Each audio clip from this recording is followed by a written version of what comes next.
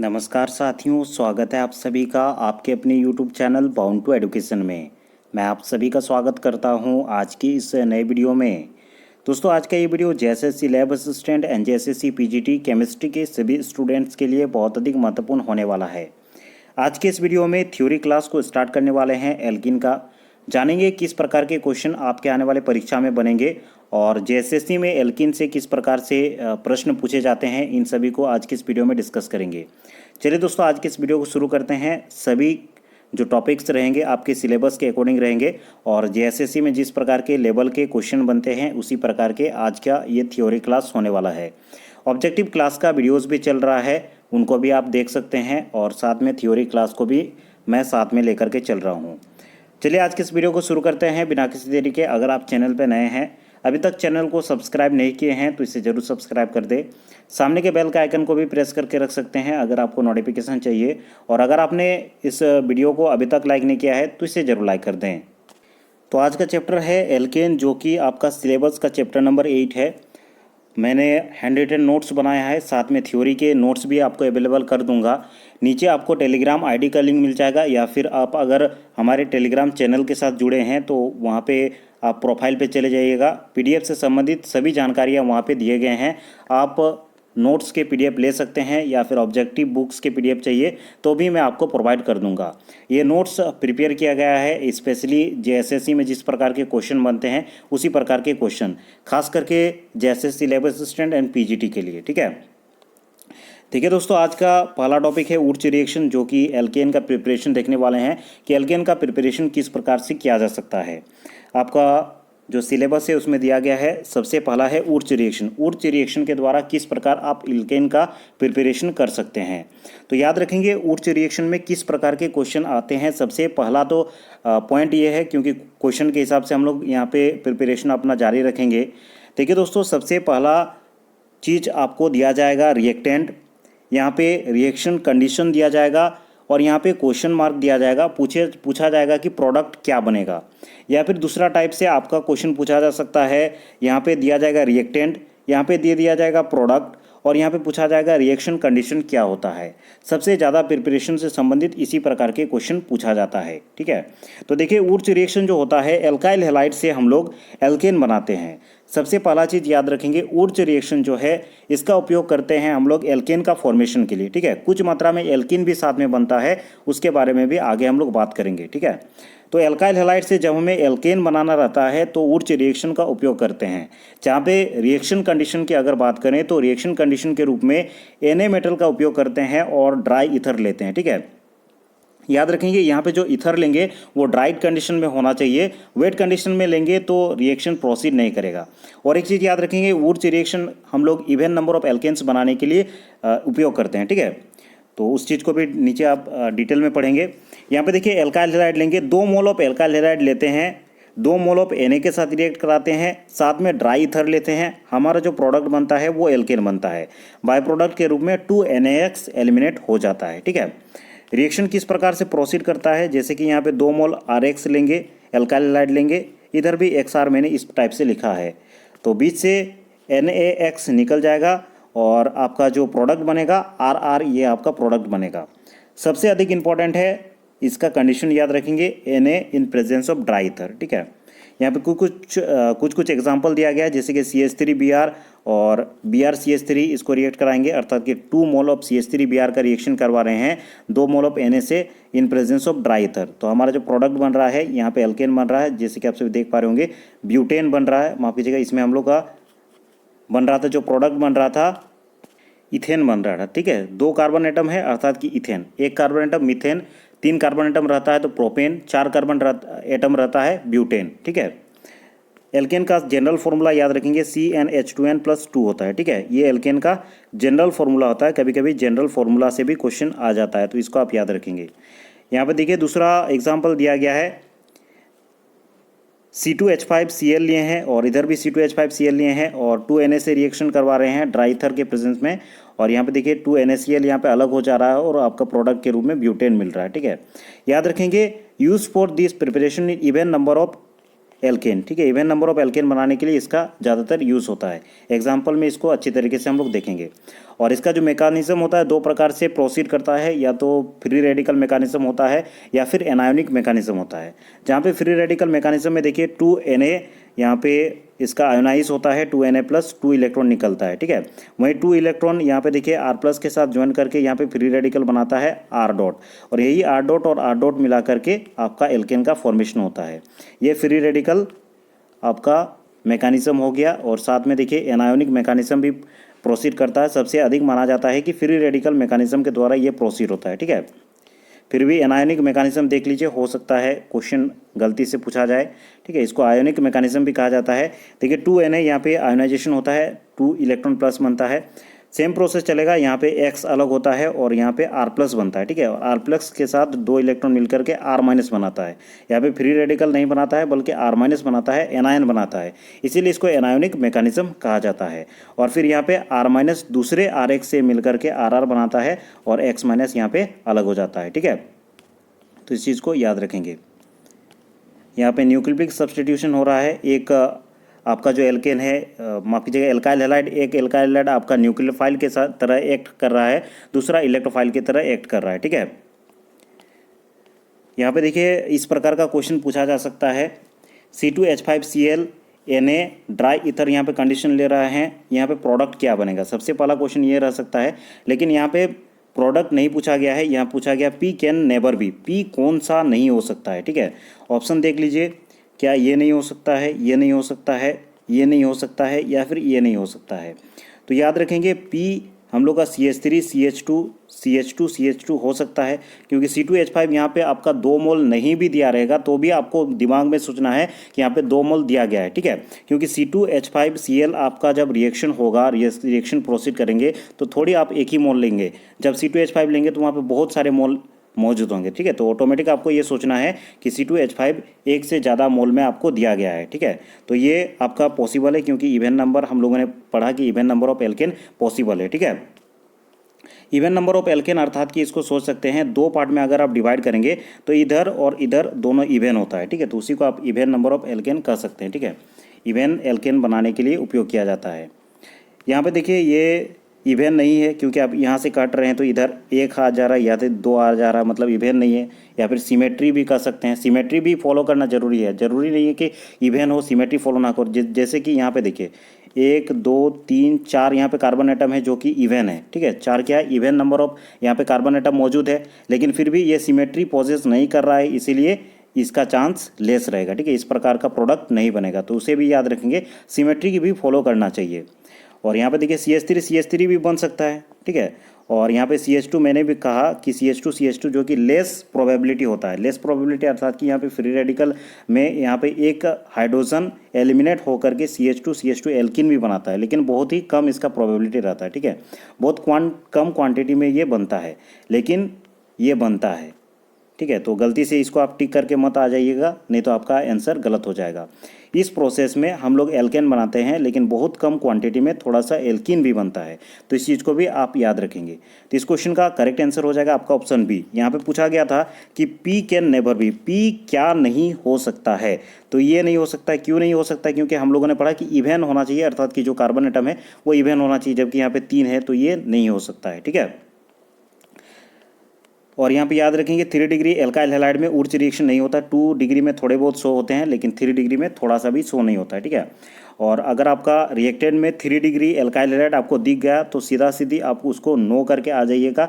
3 degree alkyl halide में उच्च reaction proceed नहीं होता है। 2 डिग्री एल्काइल हैलाइड में थोड़े बहुत होते हैं, लेकिन 3 डिग्री में थोड़े से भी नहीं होते हैं, तो इसको आप ध्यान रखेंगे। डायरेक्टली ऐसा भी क्वेश्चन आ सकता है, 3 डिग्री आपको एल्काइल हैलाइड दे दिया जाएगा, रिएक्शन कंडीशन दे दिया जाएगा, उसके बाद प्रोडक्ट दे दिया जाएगा, ठीक है। तो उसमें सीधा सीधी आपको मार के आ जाना है कि उसमें रिएक्शन प्रोसीड नहीं होगा। नन ऑफ द एबोव आपका अगर आंसर रहेगा तो वही आंसर आपका करेक्ट होगा। तो इसे आप याद रखेंगे। 2 डिग्री अगर रहता है तो थोड़ा बहुत प्रोसीड होता है, 1 डिग्री में सबसे अच्छा होता है, ठीक है। नीचे देखिए यहाँ पे क्वेश्चन इस प्रकार का आ सकता है, good yield of alkene formation from उच्च रिएक्शन, किसमें गुड इल्ड हो सकता है, ठीक है। मान लेते हैं यहाँ पे इथेन दिया गया है और यहाँ पे दिया गया है प्रोपेन, या फिर उसके बाद दिया गया ब्यूटेन, पेंटेन, इस टाइप से आपका ऑप्शन में रह सकता है। यहाँ पे 2 ऑप्शन मैंने आपको दिखा दिया है कि good yield of alkene formation किस में आपको शो हो सकता है, ठीक है। इथेन जैसे कि यहाँ पे एग्जांपल लिए हैं CH3 और यहाँ पे लिए हैं प्रोपेन, तो किस में गुड यील्ड शो हो सकता है, इस प्रकार का क्वेश्चन आया हुआ क्वेश्चन है। तो इस प्रकार का क्वेश्चन JSSC में पूछा जाता है, ठीक है। देखिए यहाँ पे इवन नंबर ऑफ कार्बन है, तो हम लोगों ने पढ़ा इवन नंबर ऑफ कार्बन के लिए यहाँ पे गुड यील्ड बनता है। तो सिंपल सा बात है, इवन नंबर ऑफ कार्बन है मतलब यहाँ पे गुड यील्ड आपका बनेगा। नीचे देखिए ऑड नंबर ऑफ यहाँ पे कार्बन एटम आ जा रहा है और यहाँ पे सिमेट्री भी मेंटेन नहीं हो रहा है। इसको आप कौन सा ये वाला बॉन्ड तोड़ेंगे तो इधर 1 और इधर 2 कार्बन एटम आ जा रहा है, और ये वाला बॉन्ड तोड़ेंगे तो आपका इधर 1 और इधर 2 आ जा रहा है, मतलब ये odd number of carbon atom हो जा रहा है, ठीक है। जिसके कारण यहाँ पे जो यील्ड है वो बहुत कम बनेगा। ऐसा नहीं कि एकदम ही नहीं बनेगा, लेकिन ना के बराबर बनता है, बहुत कम यील्ड बनता है, ठीक है। सबसे अच्छा यील्ड बनेगा इथेन का, क्योंकि ये even number of carbon atom है। आगे देखिए good yield of would reaction, कुछ ऐसे यहाँ पे रिएक्शन दिए गए हैं, तो इसको आप देख सकते हैं किसमें आपका अच्छा यील्ड मिलेगा। जैसे कि यहाँ पे आप सभी देख पा रहे होंगे, इस टाइप का अगर आपका एल्केन फॉर्मेशन हुआ, याद रखेंगे 2 चीज़ याद रखेंगे, एक तो even number of carbon atom होना चाहिए, दूसरा सिमेट्री भी फॉलो करना चाहिए, तब आप बोल सकते हैं कि गुड यील्ड ऑफ एल्केन आपको प्राप्त हो रहा है। जैसे कि इस रिएक्शन में आप देख सकते हैं टोटल कार्बन एटम है 1 2 3 4 5 6, अर्थात कि even number of carbon atom यहाँ पे है। पहला जो आपका कंडीशन था वो सेटिस्फाई हो गया। दूसरा कंडीशन सिमेट्री होना चाहिए। अगर इसको बीच से तोड़ते हैं तो इधर देखिए ये और ये सिमेट्री शो कर रहा है, अर्थात कि सेम दिख रहा है लगभग, ठीक है। तो इसीलिए ये गुड यील्ड शो करेगा, इसीलिए आपका ये आंसर येस होगा। नेक्स्ट देखिए यहाँ पे इस प्रकार का एग्जांपल दिया गया है, जहाँ पे सबसे पहले क्या चेक करना है, even number of carbon atom है या फिर नहीं है। तो यहाँ पे चेक कीजिए 1 2 3 4 5 6, तो इवन नंबर ऑफ कार्बन तो है, लेकिन इसको आप कैसे तोड़ेंगे कि सिमेट्री होगा। इस टाइप से तोड़ रहे हैं तो इधर देखिए यहाँ पे और इधर अलग अलग कार्बन एटम आ जा रहा है, ठीक है। इसको इस टाइप से नहीं तोड़ सकते हैं, इस टाइप से भी नहीं तोड़ सकते हैं, इस टाइप से भी नहीं तोड़ सकते हैं, तो यहाँ पे सिमेट्री नहीं शो हो रहा है, इसीलिए इसमें गुड यील्ड आपको प्राप्त नहीं होगा, ठीक है। आगे देखते हैं किस प्रकार का क्वेश्चन पूछा जा सकता है। देखिए इस प्रकार का भी क्वेश्चन पूछा जा सकता है। मान लेते हैं प्रोडक्ट में इस प्रकार का एल्केन आपका प्राप्त हुआ। सबसे पहला चेक करना है कि इवन नंबर ऑफ यहाँ पे कार्बन एटम है या फिर नहीं है। तो 1 2 3 4 even number of carbon atom तो है। उसके बाद शो करना है कि सिमेट्री है कि नहीं। तो ऐसे आप काट नहीं सकते हैं, ये बॉन्ड काटेंगे तो भी नहीं होगा, ये बॉन्ड आप तोड़ेंगे तो भी नहीं होगा। तो यहाँ पे सिमेट्री नहीं है, अनसिमेट्रिक है, ठीक है। ये अनसिमेट्रिक यहाँ पे एल्केन आपका है, तो इसका जो यील्ड है वो बहुत कम मिलेगा या फिर नहीं के बराबर मिलेगा, ठीक है। तो इसको आप नो इसलिए लिखे हैं क्योंकि यहाँ पे गुड यील्ड आपको प्राप्त नहीं हो रहा है। दूसरा क्वेश्चन इस प्रकार से आपको पूछा जा सकता है। इस प्रकार से मान लेते हैं कोई आपका एल्केन फॉर्मेशन हुआ, तो सबसे पहले चेक करना है कि even number of carbon atom है कि नहीं। तो 1 2 3 4 ऑब्वियस सा बात है, even number of carbon atom है। उसके बाद चेक करना है सिमेट्री है कि नहीं। तो यहाँ पे आप काटेंगे तो देख सकते हैं इधर 2 कार्बन एटम, इधर 2 कार्बन एटम आराम से आ रहा है। तो यहाँ पे even number of carbon atom आ गया, तो ये गुड यील्ड आपको शो होगा, ठीक है। उसके बाद इस टाइप का एग्जाम्पल देख सकते हैं, तो ये भी इवन है लेकिन यहाँ पे अनसिमेट्री है, अर्थात कि सिमेट्री शो नहीं हो रहा है, तो ये भी आपका नो हो जाएगा। अब चलिए कुछ क्वेश्चंस को देखते हैं जो कि प्रीवियस ईयर में पूछा गया था। देखिए इस प्रकार का कोई क्वेश्चन पूछा गया था, क्योंकि एग्जैक्टली प्रीवियस ईयर का क्वेश्चन मुझे पता नहीं है और एग्जैक्टली कहीं भी प्रीवियस ईयर का क्वेश्चन नहीं दिया गया है, अभी तक PDF अवेलेबल नहीं करवाया गया है। लेकिन जो भी मेमोरी बेस्ड क्वेश्चन था, इस प्रकार से मैंने सभी क्वेश्चन को चैप्टर वाइज इंक्लूड किया है, ठीक है। तो यहाँ पे देखिए क्वेश्चन इस प्रकार का बना था।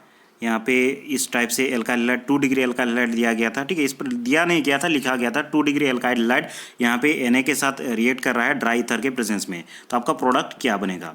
तो यहाँ पे देखिए इस प्रकार से आप इसको तोड़ सकते हैं और इस प्रकार से आपका प्रोडक्ट आपका एल्केन फॉर्मेशन होगा। दूसरा देखिए इस प्रकार का आपका यहाँ पे पूछा गया था, ये प्रोडक्ट रिएक्टेंट दिया गया था और प्रोडक्ट क्या बनेगा वो चीज़ आपको पूछा गया था, ठीक है। इस टाइप से क्वेश्चन पूछा जा सकता है। बेंजीन रिंग के साथ क्लोरीन है, Na ड्राई ईथर ले रहे हैं, तो आपका प्रोडक्ट क्या बनेगा, ठीक है।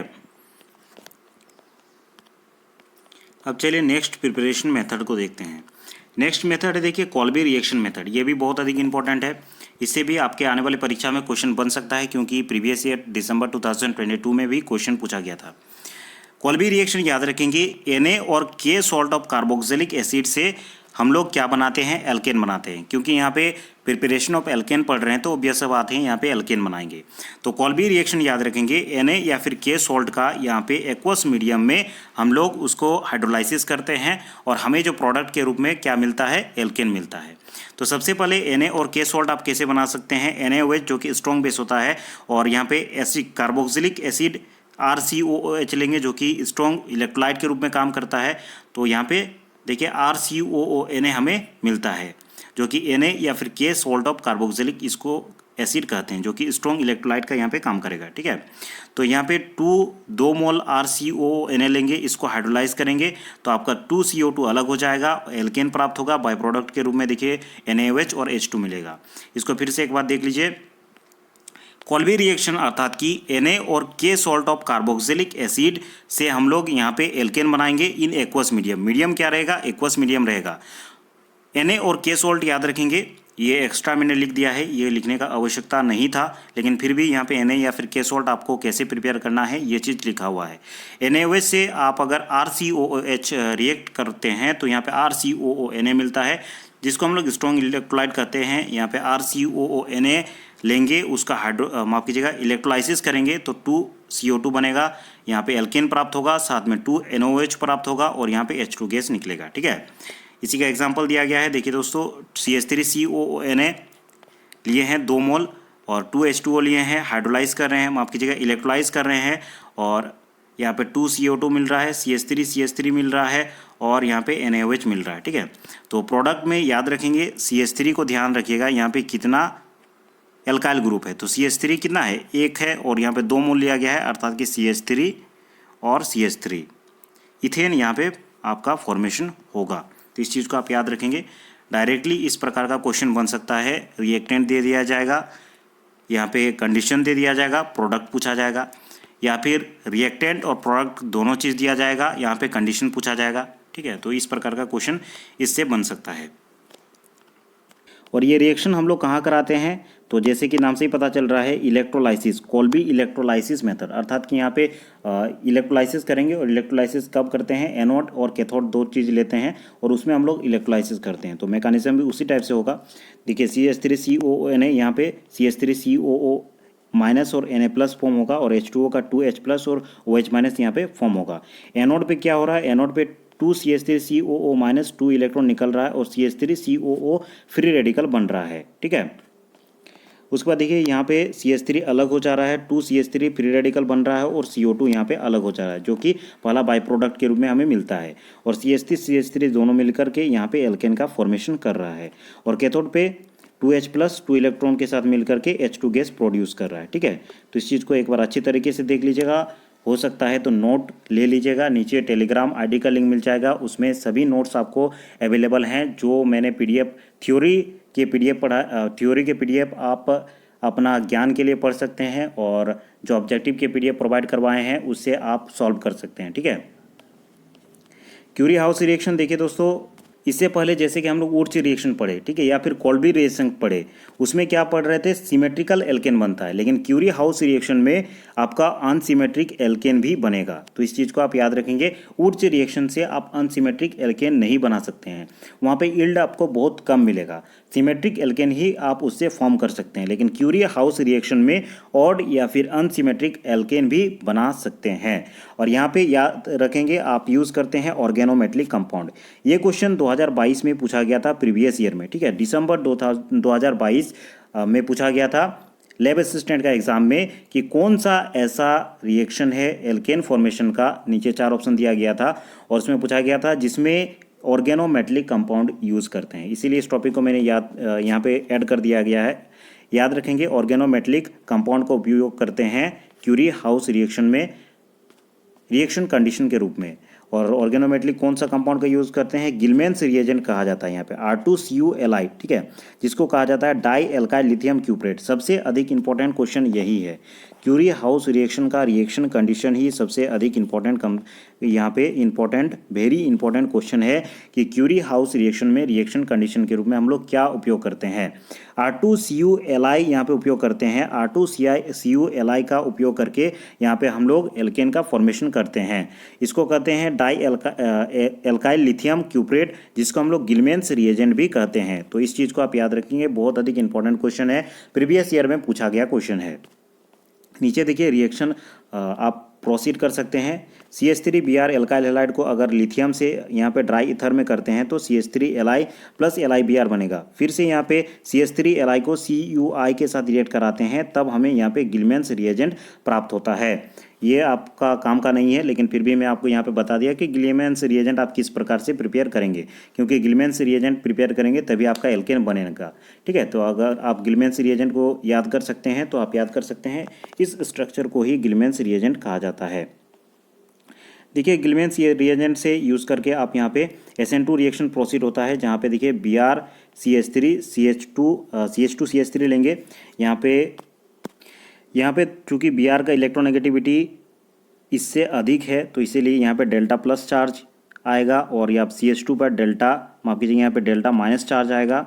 Br के ऊपर में डेल्टा माइनस चार्ज आएगा और CH2 के ऊपर में डेल्टा प्लस चार्ज आएगा।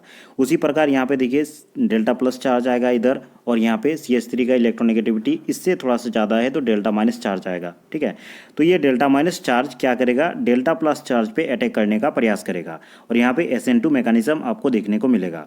इसी को प्रोसीड करेंगे तो CH2 CH3 के साथ ये CH3 ऐड हो जाएगा और आपका यहाँ पे एल्केन बनेगा। साथ में यहाँ पे देखिए CH3Cu इधर बच जाएगा और LiBr अलग हो जाएगा। ठीक है, CH3Cu इधर बच जाएगा और Li और Br यहाँ पे कंबाइन करके LiBr बनाएगा। तो ये चीज़ याद रखेंगे, आप यहाँ पे अनसिमेट्रिक एल्केन भी बना सकते हैं।